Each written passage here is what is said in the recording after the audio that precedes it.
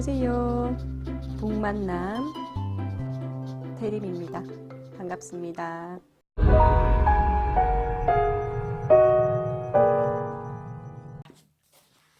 세계 미래 보고서 2019 3장 로봇과 인공지능의 혁명 시작해 볼게요. 알파고 이후에 인공지능은 어디까지 왔는가에 대한 이야기를 하고 있습니다. 알파고의 등장으로 우리가 정말 충격이었었잖아요. 이 세도를 이기는 이것을 보고 우리 인간은 그러면 이제 AI에게 지배받는 것인가라고 하면서 참 두려움을 우리에게 던져 주었었는데 그때는 우리가 몰랐기 때문에 두려웠던 것 같아요. 근데 저는 이제 알기 때문에 두렵지 않습니다. 그죠? 데이터 분석을 넘어서 스스로 창조하는 인공지능, 음악이다, 미술이 인간만의 영역이다라고 생각하시는 분들이 많으시던데 아니라고 나오고 있죠. 그래서 이제 모차르트 음악을 들려주고 모차르트 같은 음악을 만들어내라고 하면 정말 아름다운 음악을 AI는 만들어내고요. 고흐의 그림을 계속 보여주면서 이런 그림에 새로운 그림을 적용시켜서 새로운 그림을 막 만들어내잖아요. 근데 그것을 넘어서 할 수 있는 창조는 인간만이 할 수 있는 건 맞습니다만 이미 데이터를 분석해서 스스로 창조할 수 있는 능력까지는 만들어졌습니다. AI가. 네. 그래서 여기서 우리가 주목해야 하는 이유는 여기에 있다.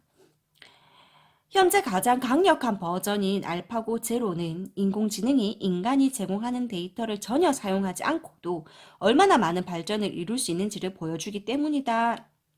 인간의 한계를 뛰어넘는 것은 물론이고 창의성까지 발휘하는 인공지능의 미래가 우리 앞에 다가와 있다라고 얘기합니다. 인공지능의 수학 가속 법칙은 더욱 빠르게 더 스마트해지고 있는 겁니다. 봇 대 봇.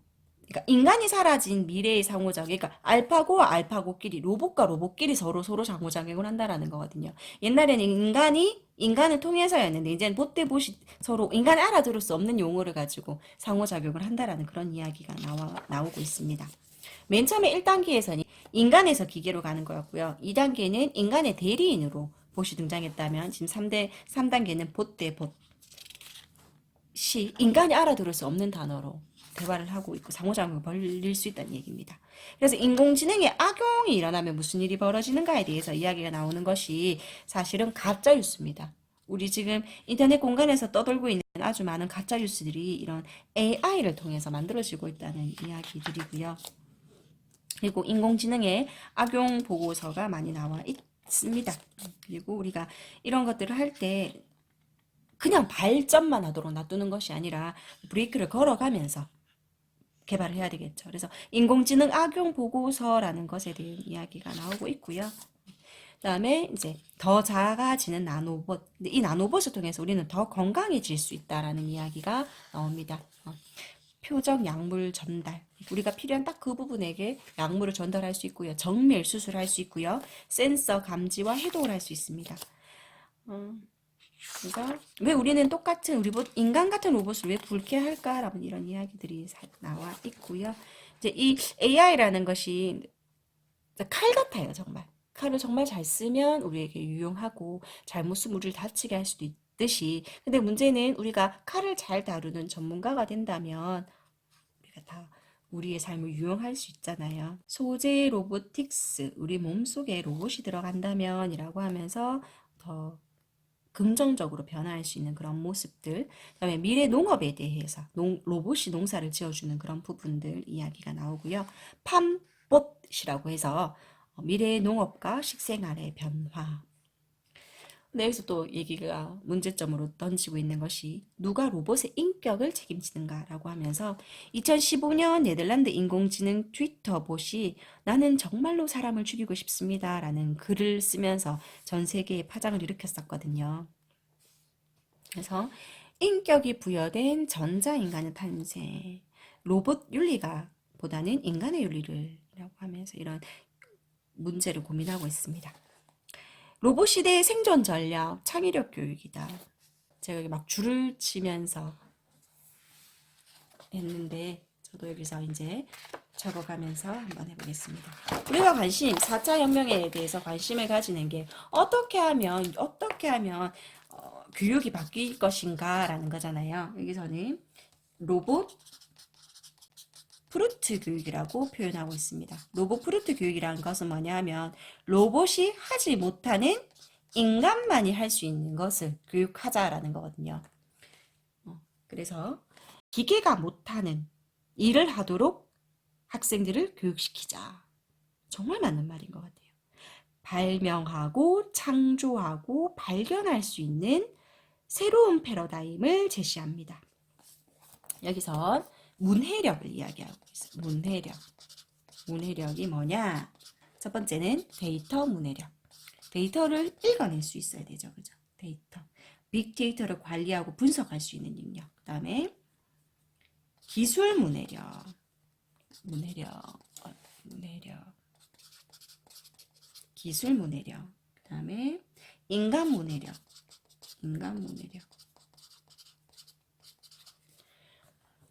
기술 문해력이라는 것은 기하급수적으로 기술을 이해하고 컴퓨터적인 사고를 수행할 수 있는 능력이고요. 인간 문해력은 상호소통, 사회적, 윤리적, 실제로 존재하는 거죠. 실존적 영향을 평가할 수 있는 능력이다라고 합니다. 그 다음에 문해력 말고 이야기하고 있는 건 뭐냐 하면 어떻게 하면 그러면 그런 교육을 할 수 있느냐라고 했을 때 던지는 이야기가 뭐냐면 비판적 사고. 비판적 사고를 길러내려면 어떻게 해야 되느냐? 질문하라는 거거든요. 대한민국 교실에는 질문 아무도 안 합니다. 질문하면 왕따 당하거든요. 왜? 수업을 늦게 마치니까. 참 우픈 이야기죠. 그죠? 비판적인 사고를 해야 되는데 비판적인 사고를 하려면 제일 먼저 밑바닥에 질문이 깔려요. 저 왜 저래? 왜 이렇죠? 라고 질문이 던져지는 게 가장 비판적 사고의 중심이거든요. 비판적 사고란 어떤 사태에 처했을 때 감정 또는 편견에 사로잡히거나 권위에 맹종하지 않고 합리적으로 분석하고 평가하고 분류하는 사고 과정, 즉 객관적 증거에 비추어 사태를 검토하고 인과관계를 명확하게 해서 얻는 판단에 따라 행동하는 과정을 비판적 사고라고 이야기하고 있습니다. 여기서 길러낼 수 있는 방법이 질문하는 건데요. 질문하는 방법을 외우진 않는다. 질문하는 것, 좋은 질문을 하는 것은 비판적 사고의 기초다. 근데 대한민국에서는 질문하면 왕따 당합니다. 수업을 마치면 학생들이 조용히 따라 나와서 아주 개인적으로 질문합니다. 왜? 왕따 안 당하려고요. 근데 궁금증은 올라오니까 개인적으로 와서 질문을 하죠. 그죠? 그리고 그 질문을 딱 들어보면 그 친구의 수준이 사실은 나와요. 단편적인 지식을 암기하는 친구냐? 아주 통찰력 있게 질문하는 친구냐? 아주 통찰력 있게 질문하는 친구들은 정말 많은 책들을 읽어낸 친구들이거든요. 근데 안타깝게도 그런 아이들을 객관식 시험으로는 평가할 수 없어요. 서술형 시험? 사실 서술형 시험 역시도 정해져 있는 답을 채점하도록 하죠. 왜요? 최종 기준을 제출해야 되거든요. 이렇게 썼을 때 몇 점이다. 이렇게 썼을 때 몇 점이다. 이렇게 썼을 때 몇 점이다. 근데 그런 정답이 정해져 있는 것들을 서술한다고 해서 그게 창의력과 비판력을 길러낼 수 있는 건 사실 아니거든요. 정말 안타깝지만 현실입니다. 비판력과 문제 해결은 서로 맞닿아 있다. 두 번째는 시스템 사고다. 시스템 사고는 전체 입장에서 부분을 이해한다. 그래서 저는 이거를 메타인지처럼 이해가 되더라고요. 메타인지처럼. 그러니까 컴퓨터는 분석할 수도 있지만 전체를 아울러 볼 수 있는 그런 능력은 떨어지는 거예요. 근데 인간만이 그런 능력이 있는 거예요. 그 다음에 세 번째는 기업가 정신을 이야기하고 있습니다. 미래의 모든 사람은 기업가가 될 것이다. 라고 이야기를 하고요. 글로벌 리더가 인류의 도전 과제를 해결하고 가르치는 것이다. 마지막으로 문화적 민첩성. 점점 세계화가 되어가고 있는 세상에서는 문화적 민첩성. 그리고 비정규직의 부상에 대해서 이야기를 하고 있는데요. 저는 이 비정규직의 부상에 대해서 조금 긍정적으로 이야기를 하고 싶은 게 정규직이 없어진다가 아니라 평생 직장의 개념이 없어지는 거죠. 근데 반대로 자신의 능력을 길러낸다면 서로 이 친구가 일을 하고 싶어 하는 인재로 길러낸다면 비정규직의 부상을 무조건 문제점으로만 볼 수는 없을 것 같아요. 다국적 기업들은 서로 다른 곳의 사무실에서 근무하는 직원들과 팀을 이룬다. 온라인 네트워크를 통해서 공동 자본을 하고 공동의 고유한 능력을 가지고 기술을 가지고 환경과 문화 속에서 빠르게 적응하는 능력이 필요하다. 사실은 이제 우리가 직접 만나서 일할 필요 있겠습니까? 화상회의를 통해서 내가 대한민국에 있지만 친구는 미국에 있지만 다른 나라에 있지만 같이 대화를 하면서 어떠한 메일을 주고받으면서 충분히 어떤 프로젝트를 같이 할 수 있지 않나요? 맞잖아요.